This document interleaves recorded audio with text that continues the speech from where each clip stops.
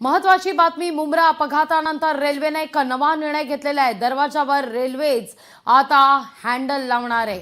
Grab handle बसवण्याकरता 2.40 कोटींचा खर्च येणार आहे।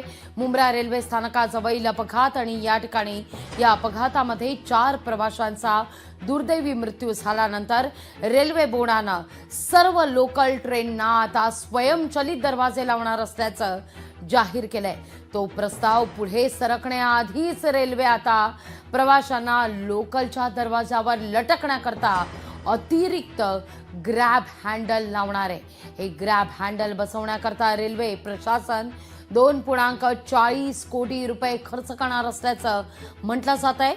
डब्यांच्या छताला जोडलेल्या आडव्या रॉड्सवर हे हँडल बसवण्यात येतील।